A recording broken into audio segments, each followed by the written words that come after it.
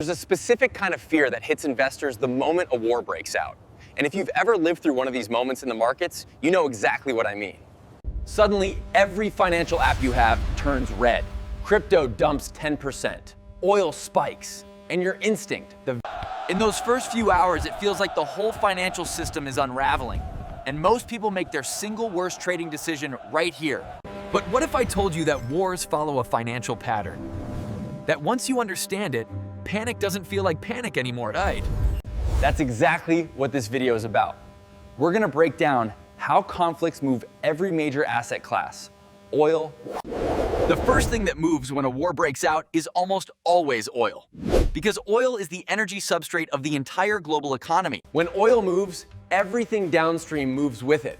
Inflation expectations shift, interest rate projections shift, and suddenly That's why stock indexes dump within hours of a major conflict. It's not random panic, it's a very logical chain reaction. While stocks fall, institutional money rushes toward what it calls safety: gold, the US dollar, and government bonds. in the first 24 hours, Bitcoin almost always drops. It gets sold alongside other risk assets as investors scramble for cash and liquidity.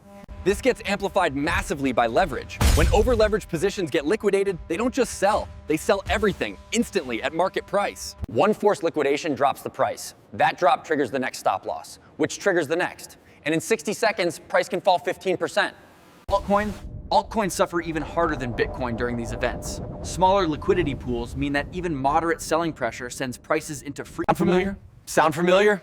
If you've been in crypto during a geopolitical event, you felt this. The question is of, what do you actually do next? Here's what I've noticed watching these events for years. The emotional reaction and the actual fundamental impact are almost never the same size. This isn't new. Wars have been moving financial markets for centuries. What's new is how fast information travels. So let's slow this down. I'm gonna show you the exact mechanism, asset by asset. And by the end of this video, you'll have a real framework. The first thing to understand is what I call the fear chain. One event triggers fear. Fear triggers selling. Selling triggers more. It's the energy substrate of the entire global economy. Every product, every shipment, every machine runs on something that oil touches until something breaks the cycle. Even the possibility is enough to spike oil prices. They don't wait for confirmation. Every machine runs on something that oil touches. Higher oil means higher fuel costs. Higher fuel costs mean higher shipping costs. Higher shipping means higher prices on nearly. And higher rates crush risk assets, but especially tech stocks, and especially crypto. Within hours, not days. Stock markets don't just price in what's happening now, they price in uncertainty itself. And nothing creates uncertainty like a military conflict. Interesting dynamic. Not all stocks go down. Defense companies pump. Energy companies pump alongside oil. But tech, banks, and consumers. Gold has been the ultimate safe haven for thousands of years. When fear spikes, institutional money flows into gold. The US dollar also strengthens during conflicts, especially when the conflict is outside the United States. Global Translate. A stronger dollar is historically bad for Bitcoin. These two move in opposite directions. When the dollar pumps, Bitcoin and other risk assets test its. And this creates a fascinating dilemma for Bitcoin. Is it digital gold, a safe haven that rises during conflict? Or is it? In the short term, enter the first 24 to 72 hours coin, Bitcoin almost always behaves like a risk asset. It falls with everything. But over weeks and months following a conflict, Bitcoin has sometimes shifted toward behaving more like digital gold, especially. The entire game here is about timing. The first 24 hours is panic, that's not when you act. What matters is understanding when the fear peaks and starts to exhaust itself. The fear cycle breaks when headlines stop escalating, when the conflict gets contained to a specific region. 3 specific signals to watch for. First, oil price stops making new highs and starts to stabilize. Second, volatility. When Russia invaded Ukraine in February 2022, Bitcoin dropped roughly 15% in the first 48 hours. But during Middle East escalation episodes, the pattern repeats with different timing. Oil spikes harder, Bitcoin drops sharper. I want to be clear about something important. I'm not telling you wars always create buying opportunities. I'm teaching you the pattern so you can. Not all conflicts are equal for markets. A hot direct war between major economies hits differently than regional tension, which hits differently than proxy. When you read war headlines, train yourself to ask one question. Is this escalating or de-escalating? Escalation means more fear. The phrase priced in is one of the most important in all of investing. It means the market has already absorbed the information. This is where most people make the most expensive mistake. They sell after the news is already priced in, right as the market is beginning to recover. So let's talk about what you can actually do with this. I call it the buy the fear framework. It's not about being reckless, Hulf. It's about having... Step 1. Do not trade in the first 24 hours of a conflict headline. The volatility is at maximum. The information is at minimum. Step 2. Watch oil. When oil stops making new highs and begins to stabilize, that is your first signal that the fear chain is weakening. Step 3. Watch the volatility. When the wild swings, the 20% days start compressing into 10% days, then 5%. Step 4. If you decide to enter, size small and plan in tranches. Split your intended position into thirds. Step 5, know your exit before you enter. Decide in advance. If this goes to my target, I sell here. If this goes against me, I get out. Write it down. Let's be clear about what you're actually betting on when you do this. You're betting that the conflict stays contained and that the global financial system continues to. This framework does not apply to existential scenarios, nuclear escalation, attacks on global financial infrastructure, or That's what separates experienced investors from people who blow up their accounts. In those cases, capital preservation is the only goal. The volatility is higher, your information is worse, and the range of outcomes is wider. Smaller size equals more. Historically, major crypto market drops triggered by geopolitical fear events have tended to recover, often within weeks to months. When people lose trust in governments printing money to fund conflicts, a fixed supply asset becomes more attractive. The pattern is worth understanding and planning for. Your instincts will fight you. Your emotions will be louder than your framework. A fixed supply asset becomes more attractive, not less. The solution is simple. Not easy, but simple. Make the plan before the crisis happens. Decide now. Write it, date it, commit to it. If you've stayed with me this far, you now understand something that most investors never take the time to learn. Fear is information, not a command. That's your cue to pause and follow the steps you made in calm. That's the entire game. You have a plan instead of a reaction. Let's bring it all together. Oil moves first, stocks diverge, safe havens pump, Bitcoin drops short-term. Geography matters enormously in how a conflict hits markets. A war near major oil shipping lanes, the Strait of Hormuz, the Red Sea, And everything else would follow. A conflict far from those routes has a very different market footprint. And who is involved? Is it near oil infrastructure? Is the language escalating or de-escalating? And has this already... Question 1.